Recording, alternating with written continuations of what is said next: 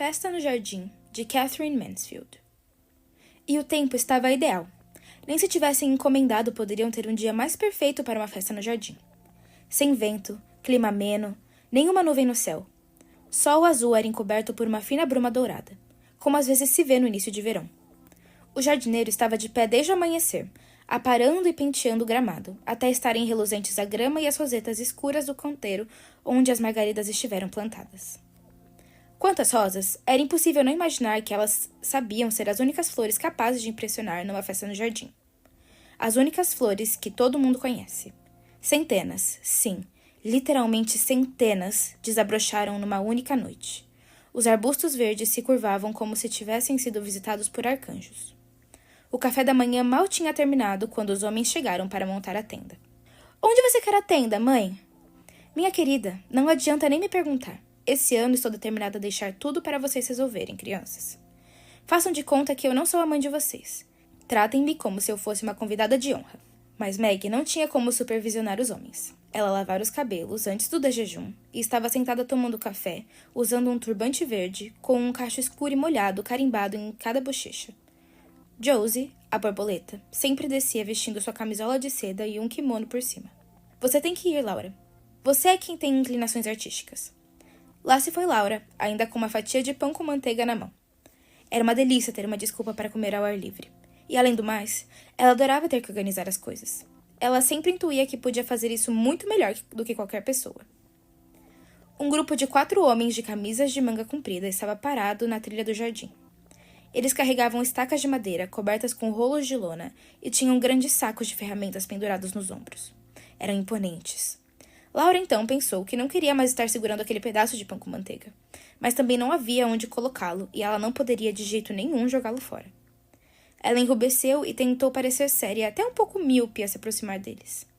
Bom dia, disse a jovem, imitando a voz da mãe. Porém, o tom soou tão terrivelmente afetado que se sentiu vergonha, e gaguejou feito uma menininha. Ah, bem, aqui estão vocês. É sobre a tenda? Isso mesmo, moça, disse o mais alto dos homens, um sujeito meio desconjuntado e sardento, que, enquanto trocava a bolsa de ferramentas de lado, deu um tapa no chapéu de palha, ajeitando mais para trás. Ele sorriu para ela. Sim, é sobre a tenda. O sorriso dele era tão fácil, tão cordial, que Laura se sentiu melhor. Que belos olhos ele tinha, pequenos, mas de um azul tão escuro. E então ela olhou para os outros homens e eles também sorriam para ela. Fica tranquila, a gente não morde. O sorriso deles parecia dizer. Que gentis eram os trabalhadores. E que dia lindo. Mas ela não deve falar sobre o tempo. Ela precisa soar profissional. Atenda. Bom, que tal no canteiro de lírios? Daria certo? Ela apontou para o canteiro de lírios com a mão que não segurava o pão com manteiga. Os trabalhadores se viraram e olharam na direção indicada por Laura. Um sujeito baixinho e gorducho espichou o beiço e o alto franziu a testa. Eu não recomendo, disse ele. Não chama tanto a atenção. Sabe o que é? Quando você tem uma tenda... E se virou para Laura com o seu jeito descontraído. Tem que colocar num local que seja como um baita tapa na cara, se é que me entende. A criação de Laura a fez pensar por um momento se seria de todo respeitoso da parte de um trabalhador falar com ela sobre um baita tapa na cara. Mas ela o entendia perfeitamente. Um dos cantos da quadra de tênis? Ela sugeriu. Mas a banda estará na outra ponta. Vai ter uma banda, é? Falou um dos outros trabalhadores. Ele era pálido, tinha um semblante abatido enquanto os olhos escuros vistoriavam a quadra de tênis. No que ele estaria pensando? Uma banda pequena, explicou Laura delicadamente. Talvez ele não se importasse tanto se a banda fosse pequena. Mas o sujeito alto a interrompeu. Olha, moça, lá é o local, em frente àquelas árvores, vai ficar ótimo ali. Em frente aos loureiros nativos. Mas aí os loureiros nativos ficariam escondidos, e eles são tão adoráveis, com as suas folhas largas e lustrosas, e suas cascatas de frutos amarelos. São árvores que você imaginaria crescendo numa ilha deserta, altivas, solitárias, sustentando suas folhas e frutos ao sol numa espécie de esplendor silencioso. Deveriam ficar escondidas atrás de uma tenda? Deveriam. Os trabalhadores já estavam a caminho do local, carregando nos ombros suas estacas de madeira. Só o sujeito alto ficou. Ele se abaixou, arrancou um ramo de alfazema, levou o polegar e o indicador ao nariz e fungou o cheiro. Quando Laura viu tal gesto, ela se esqueceu dos loureiros, surpresa por aquele homem se atentar para coisas assim, como o aroma da alfazema. Quantos homens que ela conhece teriam tido um gesto desses? Puxa, como eram extraordinários os homens trabalhadores, ela pensou. Por que ela não poderia ter homens trabalhadores como amigos em vez de rapazes tolos com quem ela dançava e que vinham jantar aos domingos? Ela se daria muito melhor com homens assim. É tudo culpa dessas absurdas distinções de classe, ela concluiu, enquanto o homem alto desenhava algo no verso de um envelope. Algo que deveria ser amarrado ou pendurado em algum lugar. Bem, da parte dela, não sentia essas coisas. Nem um pouco, nem um átomo. E agora, lá vem o bate-bate dos martelos de madeira. Alguém assobiou. Alguém chamou. Tudo certo, companheiro? Companheiro. A camaradagem típica. Só para provar o quão feliz estava. Só para mostrar ao sujeito alto como ela se sentia à vontade e o quanto ela desprezava convenções idiotas. Laura deu uma mordida grande no seu pão com manteiga enquanto encarava o desenho. Ela se sentiu como uma autêntica moça trabalhadora. Laura! Laura! Onde você está? Telefone, Laura! Uma voz gritou de dentro de casa. Estou indo! E lá se foi ela, pulando pelo gramado, subindo pela trilha, pelos degraus, atravessando a varanda até a entrada. No saguão, seu pai e Laurie estavam escovando os chapéus, prontos para ir ao escritório. Olha, Laura, disse Laurie apressado. Quem sabe você não dá uma olhadinha no meu casaco antes de hoje à tarde? Vê se precisa passar. Pode deixar, respondeu ela. De repente, não conseguiu se conter. Ela correu até Laurie e deu nele um abraço breve e apertado. Ai, eu adoro uma festa, você não? Ofegou Laura. Bastante, concordou Laurie em sua voz morna e infantil. Ele apertou a irmã de volta e deu um leve empurrãozinho nela. Corra pro telefone, mocinha. O telefone. Sim. Kitty. Bom dia, querida. Vem almoçar? Certo, querida.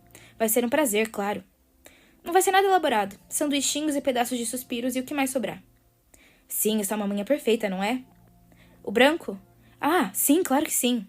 Um momento, espere na linha. A mãe está chamando. Laura virou-se. O que, mãe? Não consigo te ouvir.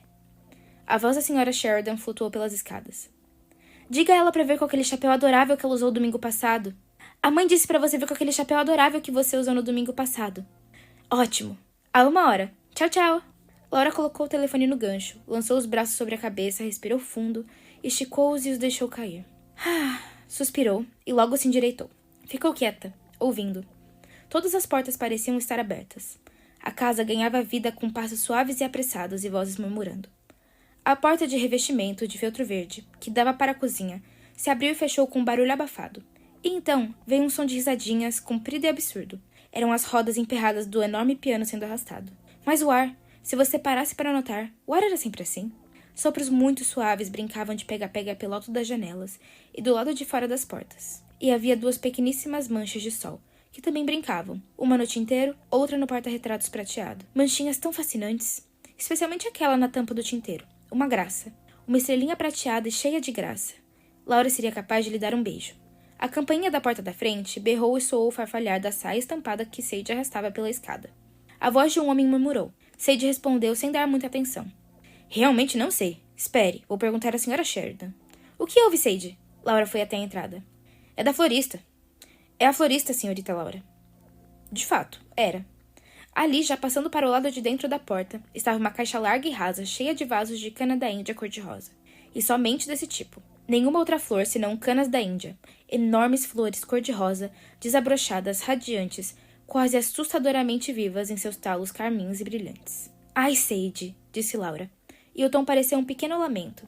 Ela se agachou, como se fosse se aquecer com o calor das flores, e sentia-os entre os dedos, nos lábios, crescendo em seu peito. Foi um mal-entendido, constatou com a voz fraca. Ninguém encomendou tudo isso, Sadie. Vá buscar a mãe. Mas naquele momento a senhora Sheridan havia chegado. Está tudo certo, assegurou ela calmamente. Eu as encomendei. Não são adoráveis? Ela apertou o braço de Laura. Ontem eu passei pela loja e as vi na vitrine, e pensei que uma vez na vida eu deveria comprar um monte de canas da Índia. A festa no jardim vai ser uma boa desculpa. Mas eu achei que você tivesse dito que não queria interferir, argumentou Laura. Sadie já havia saído. O chofer da florista estava do lado de fora, na van. Laura enroscou o braço no pescoço da mãe e muito, muito levemente mordiscou a orelha dela. Minha querida filha, você não ia querer uma mãe sensata, ia? Não faça isso. O motorista está aqui. Ele entregou ainda mais canas da Índia. Mais uma caixa inteira. Deixe-as logo ali na porta, em cada lado da entrada, por gentileza. Pediu a senhora Sheridan. Você não acha, Laura? Sim, mãe, acho sim. Na sala de visitas, Meg, Jules e o doce Hans tinham conseguido finalmente arrastar o piano. Bom, E se agora colocássemos esse sofá estilo Chattersfield contra a parede e tirássemos tudo da sala, menos as cadeiras? O que acham? Ótimo! Hans, leve essas mesas para a sala de fumar e traga uma vassoura para remover essas marcas do carpete e... Um minuto, Hans.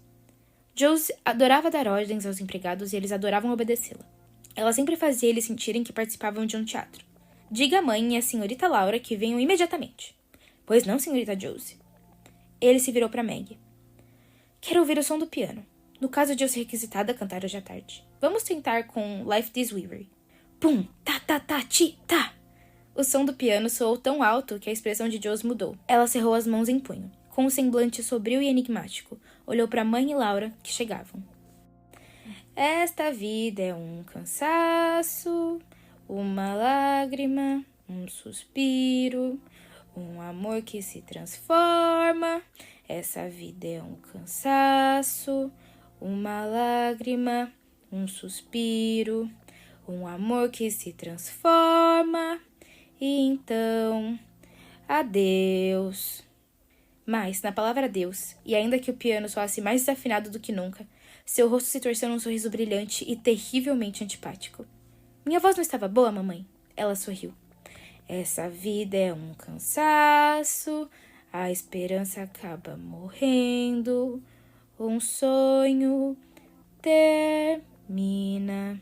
Naquele instante, Sade as interrompeu. O que foi, Sade? Madame, me desculpe. A cozinheira quer saber se a senhora tem as bandeirinhas para os sanduíches. As bandeirinhas para o sanduíche, Sade? Ecoou a senhora Sheridan distraidamente. E pela cara dela, as crianças sabiam que ela não as tinha. Deixe-me ver. Então se voltou para Sade com um tom firme. Avise a cozinheira que ela as terá em 10 minutos. Sade saiu. Agora, Laura, disse sua mãe apressadamente, venha comigo à sala de fumar. Eu tenho os nomes escritos em algum envelope. Você terá que escrevê-los para mim. Meg, suba neste instante e tire essa coisa molhada da sua cabeça. Josie, corra e termine de se arrumar imediatamente. Vocês me ouviram, crianças. Ou eu vou ter que contar isso ao pai de vocês hoje à noite, quando ele voltar. E Josie, acalme a cozinheira se você for à cozinha. Faça favor. Estou morrendo de medo dela nessa manhã.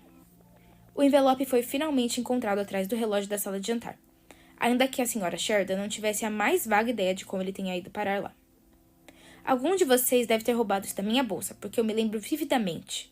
Pasta de queijo, geleia de limão. Tomou nota? Sim. Ovo e... A senhora Sheridan afastou o envelope. Parece acetona. Não pode ser acetona, será? Azeitona, meu bem, explicou Laura, olhando por cima do ombro da mãe. Sim, claro, azeitona. Parece uma combinação horrível. Ovo e azeitona. Finalmente elas terminaram e Laura levou os nomes para a cozinha. Lá, ela encontrou Josie acalmando a cozinheira, que não parecia nada assustadora. Eu nunca vi sanduíches tão requintados, disse a voz arrebatadora de Josie. Quantos sabores você disse que tem, chefe? 15? 15, senhorita Josie. Pois bem, chefe, eu te dou os parabéns. A cozinheira juntou as migalhas com a faca de pão comprida e abriu um largo sorriso. A Godber chegou, anunciou Sade, retirando-se da despensa. Da janela, ela vira o entregador passar. Isso significava que as Carolinas tinham chegado. Godber era famosa por suas Carolinas. Ninguém nunca nem cogitou fazê-las em casa. Traga-as e coloque-as na mesa, menina, mandou a cozinheira. Sade levou-as para dentro e voltou para a porta. Claro que Laura e Josie eram adultas demais para se importar com coisas desse tipo.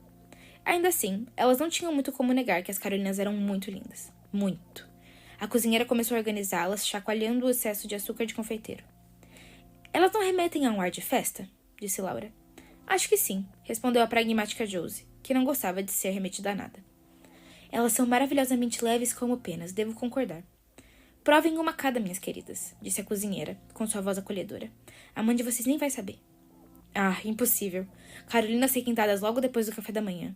Só de pensar dava arrepios. Mesmo assim, 2 minutos depois, Josie e Laura estavam lambendo os dedos, com aquele olhar absorto, que só o sabor do chantilly é capaz de despertar. Vamos para o jardim, pelos fundos, sugeriu Laura. Quero ver como os homens estão com a tenda. São homens tão absurdamente simpáticos. Entretanto, a porta dos fundos estava bloqueada pela cozinheira, Sade, o entregador da Godber e Hans. Alguma coisa tinha acontecido. Cacarejava a cozinheira feito uma galinha agitada. Sade grudou a mão na bochecha, como se sofresse de dor de dente. A cara de Hans estava contraída pelo esforço que ele fazia para compreender. Só o entregador da Godber parecia estar se divertindo. Era ele quem contava a história. O que houve? O que aconteceu? Um acidente terrível, disse a cozinheira. Um homem foi morto. Um homem foi morto. Onde? Como? Quando? Mas o entregador da Godber não ia deixar a sua história escapar assim, debaixo do próprio nariz. Sabe aquelas casinhas logo ali embaixo, moça? Você sabia? Claro que ela sabia. Bom, tem um rapaz que mora lá chamado Scott, um carroceiro, o homem continuou. O cavalo dele se assustou com o barulho de um motor na esquina com Rock Street, hoje de manhã. Ele foi jogado e caiu com a parte de trás da cabeça. Morreu. Morreu! Laura encarou o entregador da Godber. Já estava morto quando foram lá recolhê-lo, acrescentou o entregador da Godber com gosto. Estavam levando o corpo quando eu estava vindo pra cá. E virou-se para a cozinheira. Deixou a mulher e 5 filhos. Josie, vem cá. Laura agarrou a irmã pela manga da roupa e a arrastou pela cozinha até o outro lado da porta de revestimento verde. Ali, ela parou e se encostou. Josie, ela disse horrorizada. Como é que vamos cancelar tudo? Cancelar tudo, Laura? Questionou Josie espantada. O que você quer dizer? Cancelar a festa no jardim, óbvio. Por que Josie se fazia de desentendida? Mas Josie ficou ainda mais atordoada. Cancelar a festa no jardim? Minha querida Laura, não seja ridícula. Claro que não podemos fazer isso. Ninguém espera isso de nós, não seja tão exagerada. Mas não temos nenhuma possibilidade de fazer uma festa quando há um homem morto bem do lado de fora do nosso portão. De fato, aquilo era um exagero, já que as casinhas ficavam numa viela isolada, ao pé de um aclive bem acentuado que dava para casa. Uma estrada larga separava os dois lugares. Eram próximos, verdade. As casinhas eram a coisa mais feia de se ver e não tinham qualquer direito de estar localizadas ali naquela vizinhança. Eram casebres pobres pintados de marrom chocolate. Nos quintais, não havia nada além de talos de repolho, galinhas adoentadas e latas de sopa de tomate. Até a fumaça que saía das chaminés parecia miserável. Pequenos retalhos e fios de fumaça, tão diferentes da grande pluma prateada que se desenrolava das chaminés da residência do Sheridan. Lavadeiras moravam lá, e limpadores de chaminés. Um sapateiro e um homem cuja fachada da casa era tomada por gaiolas. Um enxame de crianças. Quando os Sheridan eram pequenos, foram proibidos de ir naquela área por conta da linguagem chula e pelo tipo de coisa que poderiam pegar. Mas, depois de crescidos, Laura e Lori, nas suas caminhadas, às vezes, passavam por lá. O lugar era nojento e sórdido. Eles voltavam tremendo. Ainda assim, é preciso ir para todo lado. É preciso ver de tudo. Então eles iam. E pense na banda tocando nos ouvidos da pobre viúva, observou Laura. Ai, Laura. Josie começou a realmente se irritar. Se você for impedir uma banda de tocar toda vez que um acidente acontecer, vai levar uma vida muito difícil. Eu lamento tanto quanto você. Eu sinto a mesma dó. O olhar dela se endureceu. Ela olhou a irmã exatamente como costumava fazer quando eram crianças e brigavam. Você não vai trazer um bêbado de volta à vida sendo sentimental, disse em tom suave. Um bêbado? Quem disse que ele estava bêbado? Laura se virou com fúria para Josie e disse exatamente o que costumava dizer quando essas coisas aconteciam. Eu vou agora mesmo contar para a mãe. Vai, queridinha, sussurrou Josie. Mãe, posso entrar no seu quarto? Laura girou a grande maçaneta de vidro. Claro, querida, por quê? O que houve? Por que você está dessa cor? A senhora Sheridan virou as costas para a penteadeira. Ela experimentava um chapéu novo. Mãe, um homem foi morto, começou Laura. Não foi no jardim, foi? Interrompeu a mãe. Não. Nossa, que susto você me deu. A senhora Sheridan suspirou em alívio. Tirou o chapéu e posicionou-o no colo. Mas escute, mãe, insistiu Laura. Sem fôlego, engasgada, ela narrou a terrível história. E lógico que não podemos dar uma festa, certo? Implorou ela. A banda, as pessoas chegando. Eles nos escutarão, mãe. Eles são praticamente nossos vizinhos. Para o espanto de Laura, sua mãe reagiu exatamente como Josie. E era ainda mais difícil aguentar, porque ela parecia se divertir com aquilo. Ela se recusou a levar Laura a sério. Mas, minha querida, seja sensata. Se soubemos disso, foi simplesmente por acaso. Se alguém lá tivesse morrido como de costume, e eu não consigo compreender como eles se mantêm vivos naqueles buraquinhos apertados, nós daríamos a festa de qualquer forma, não daríamos? Laura teve que concordar, mas sentiu que aquilo estava errado. Ela sentou-se no sofá da mãe e apertou as franjas de uma almofada. Mãe, não é terrivelmente cruel da nossa parte? Perguntou. Querida! A senhora Sheridan se levantou e caminhou na direção da filha, levando consigo o chapéu. Antes que Laura conseguisse evitar, a mãe o colocou na sua cabeça. Minha filha, disse sua mãe, o chapéu é seu. Foi feito para você.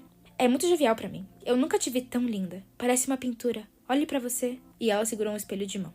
Mas mãe, recomeçou Laura. Ela não conseguia se olhar. Virou-se para o outro lado. Dessa vez, a senhora Sheridan perdeu a paciência, exatamente como acontecera com Josie. Você está sendo ridícula, Laura, disse com frieza. Aquele tipo de gente não espera sacrifícios de nós. E não é muito agradável estragar a alegria alheia como você está fazendo agora. Eu não entendo, disse Laura, retirando-se na mesma hora para o seu quarto. Lá, por acaso, a primeira coisa que viu foi uma menina charmosa refletida no espelho, usando um chapéu preto arrematado com margaridas douradas e um laço comprido de veludo preto. Ela nunca imaginou que pudesse ficar assim. A mãe está certa? Pensou. E agora ela esperava que sua mãe tivesse razão. Estou exagerando? Talvez aquilo fosse um exagero. Por um momento, lembrou de relance da pobre mulher e seus filhos, e do corpo sendo carregado para dentro da casa. Mas tudo ficou embaçado e real, como uma fotografia no jornal. Vou pensar nisso de novo quando a festa acabar, resolveu. Por alguma razão, aquele pareceu-lhe o melhor plano. O almoço terminou por volta de 1h30. Lá pelas 2h30, estavam todos prontos para a missão. A banda, com os integrantes de casacos verdes, havia chegado e se posicionado numa ponta da quadra de tênis. Minha querida, se entusiasmou Kit Maitland. Eles não se parecem demais com sapos? Você tinha que ter colocado a banda em volta da lagoa, com o maestro no meio, em cima de uma folha. Laurie chegou e as cumprimentou a caminho de se vestir. Ao vê-lo, Laura pensou no acidente de novo. Ela queria contar a ele. Se Laurie concordasse com os outros, então era certo de terem razão. E ela o seguiu até o saguão. Laurie, olá! Ele já estava no meio da escada, mas quando se virou e viu Laura, estufou as bochechas e arregalou os olhos para ela. Minha nossa, Laura, você está deslumbrante! Elogiou Laurie. Que chapéu absolutamente esplêndido! Você acha? Perguntou Laura. A voz débil, e sorriu de volta para Laurie. Acabou por não dizer nada a ele. Logo depois, as pessoas começaram a chegar como ondas. A banda começou a tocar. Os garçons contratados corriam da casa até a tenda. Para onde se olhava havia casais passeando, se curvando para ver as flores, se cumprimentando, se movimentando pelo gramado. Pareciam aves cintilantes que pousaram no jardim do Sheridan por uma tarde, a caminho de... onde? Ah, que alegria estar ao lado de pessoas felizes, apertar suas mãos, suas bochechas, sorrir para os seus olhos. Laura, querida, como você está bem? Que chapéu formidável, meu bem! Laura, você parece uma espanhola. Nunca te vi tão estonteante. E Laura, radiante, respondia cordialmente. Você já se serviu de chá? Não vai querer gelo? Os sorvetes de maracujá estão realmente especiais. Ela correu até o seu pai e implorou. Papai, a banda pode ouvir alguma coisa? E a tarde perfeita foi vagarosamente desabrochando e esvanecendo e fechando sua copa. Nunca houve uma festa no jardim tão agradável. O maior sucesso. A melhor. Laura ajudou a mãe com as despedidas. Elas ficaram uma ao lado da outra na entrada da casa até tudo acabar. Acabou, graças aos céus, disse a senhora Sheridan. Vá buscar os outros, Laura, e vamos tomar um café fresco. Estou exausta. Sim, foi um sucesso, mas olha, essas festas... Por que vocês crianças insistem em dar festas? E todos eles se sentaram na tenda vazia. Papai querido, como um sanduíche? Foi eu que escrevi nas bandeirinhas. Obrigado. O Sr. Sheridan deu uma mordida e o sanduíche desapareceu. Pegou outro. Imagino que vocês não tenham ouvido sobre o acidente atroz que aconteceu hoje, não é? Meu bem, disse a senhora Sheridan levantando a mão. Ouvimos. E quase estragou a festa. Laura insistiu que a cancelássemos. Ah, mãe, Laura não queria servir de chacota por causa daquilo. Foi um acontecimento aterrador, contudo, comentou o Sr. Sheridan. O rapaz era casado também. Morava logo no final da ruazinha e deixou a mulher e meia dúzia de moleques, dizem. Parou um breve silêncio constrangedor. A Sra. Sheridan mexeu na xícara. Sinceramente, era muita falta de jeito do pai. De repente, ela levantou os olhos. Em cima da mesa havia todos aqueles sanduíches, bolos, carolinas, todos intocados. Todos seriam desperdiçados.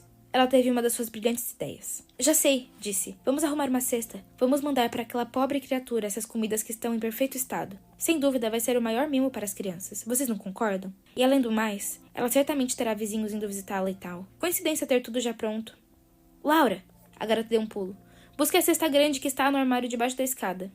Mas, mãe, você tem certeza que essa é uma boa ideia? Perguntou Laura. De novo, que curioso. Ela parecia se comportar diferente de todos os outros. Levar restos de festa? Será que a pobre mulher ia mesmo apreciar isso? Claro! O que é com você hoje? Há 1 hora ou 2 você insistia para que fôssemos solidários e agora? Pois bem, Laura foi correndo buscar a cesta. Sua mãe a encheu, lotou até a borda. Leve você mesma, querida, pediu ela. Corra lá, assim como está. Não, espere, leve esses copos de leite. Gente dessa classe se impressiona muito com copos de leite. Os talos vão acabar com a renda do vestido dela, apontou a prática Josie. Acabariam mesmo, bem lembrado. Só a cesta, então. E Laura? Sua mãe acompanhou para fora da tenda. Em hipótese alguma... O que, mãe? Não. Melhor não pôr ideias na cabeça da filha. Nada. Corra lá. Havia começado a escurecer quando Laura fechou o portão do jardim. Um cachorro grande correu atrás dela como uma sombra. A estrada tinha um brilho branco e embaixo no ermo. As casinhas estavam em profunda escuridão. Quão quieto era depois do entardecer. E ali estava ela, indo ladeira abaixo em direção ao local onde jazia um homem morto. Ela não conseguia entender. Por que não? Parou por 1 minuto. E era como se beijos, vozes, o tilintar de colheres, risadas, o cheiro da grama pisada estivessem dentro dela. Não havia espaço para mais nada. Que estranho. Ela olhou para o céu pálido e tudo o que pensou foi...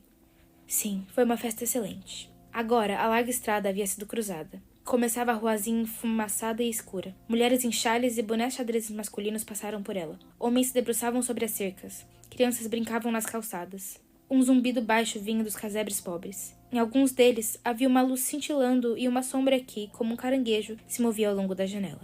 Laura baixou a cabeça e se apressou. Naquela hora, pensou que deveria ter se agasalhado. Como brilhava seu vestido. E o chapéu grande com laços de veludo. Se ao menos fosse outro chapéu, as pessoas estavam olhando para ela. Deviam estar. Foi um equívoco ter vindo. Ela sempre soube que era um equívoco. Deveria voltar. Então agora? Não, era tarde demais. Essa era a casa. Teria de ser. Um nó escuro de gente estava parado na porta. Ao lado do portão, uma mulher velha, muito velha, que segurava uma muleta, estava sentada numa cadeira observando. Seus pés repousavam em cima de um jornal. As vozes se silenciaram à medida que Laura se aproximou. O grupo se dispersou. Era como se ela fosse aguardada, como se soubessem que ela viria. Laura estava terrivelmente nervosa, mexendo no laço de veludo por cima do ombro. Ela disse a uma mulher parada ali: "Aqui é a casa da senhora Scott?" E a mulher, dando um sorriso estranho, respondeu: "É sim, minha menina." Quem dera fugir dali. Ela de fato disse: "Deus me ajude." À medida que subia pelo caminho estreito e batia a porta. Quem dera fugir desses olhares que encaram ou estar coberta por qualquer coisa, até mesmo por um dos chales dessas mulheres. "Eu deixo a cesta e vou", ela resolveu. "Não vou nem esperar que a cesta se esvazie." Então uma porta se abriu. Uma mulher baixa de preto apareceu no escuro. Laura perguntou: "É a senhora Scott?" Mas para seu espanto a mulher respondeu: "Entre, por favor, moça." E fechou a passagem. "Não", disse Laura. "Eu não quero entrar. Eu só quero deixar essa cesta. Foi a minha mãe quem mandou." A mulher baixa do corredor escuro parecia não ter ouvido. "Venha por aqui, por favor, moça", pediu numa voz oleosa, e Laura seguiu. Ela deu por si numa pequena cozinha precária, de teto baixo, iluminada apenas por um lampião esfumaçado. Havia uma mulher sentada em frente à chama. "Em", disse a senhorinha que a fizera entrar. "Em é uma jovem moça." Ela se virou para Laura e disse expressivamente: "Eu sou a irmã dela, moça. Você desculpa, não é?" Mas claro", respondeu Laura. Por favor, não a incomode. Eu só queria deixar." Mas nessa hora, a mulher da fogueira se virou, seu rosto volumoso e vermelho, os olhos e os lábios inchados. Tinha uma aparência horrível. Ela parecia não conseguir entender a razão de Laura estar ali. O que era aquilo? Por que essa estranha estava parada na sua cozinha com uma cesta? O que significava aquilo? Seu pobre rosto se enrugou de novo. "Está bem, minha querida", disse a outra. "Eu agradeço a mocinha." E de novo ela começou: "Você desculpa, moça, tenho certeza." E o seu rosto inchado também esboçou um sorriso forçado. Laura só queria sair dali e ir embora. Ela voltou ao corredor. A porta se abriu. Ela andou e entrou direto no quarto onde estava o morto. "Você gostaria de dar uma espiada nele, não é?" disse a irmã de Em, e resvalou em Laura, indo até a cama. "Não tenha medo, menina." E agora a voz dela soava afetuosa e furtiva. Com cuidado, ela retirou o lençol. "Ele está tão bem.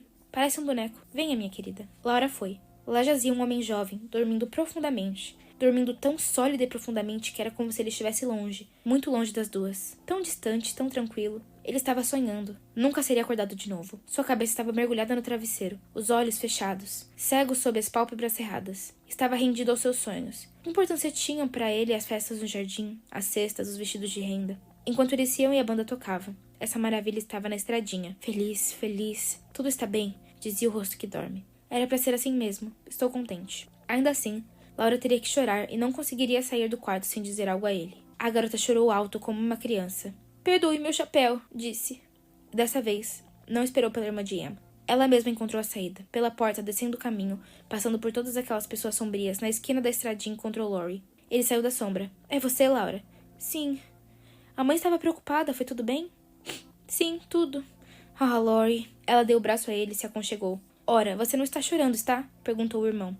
Laura balançou a cabeça. Estava. Laurie envolveu-a nos braços. "Não chore", pediu ele com sua voz doce e morna. "Foi horrível?" "Não", soluçou Laura. "Foi simplesmente maravilhoso." "Mas, Laurie..." Ela parou, olhou para o irmão. "A vida não é..." Ela gaguejou. "A vida não é..." Mas o que era a vida ela não conseguia explicar. Não importava. Ele entendeu perfeitamente. "E não é, querida", disse Laurie. Esse foi mais um Contando um Conto. Você pode checar todos os outros episódios aqui mesmo no Spotify. Até a próxima história.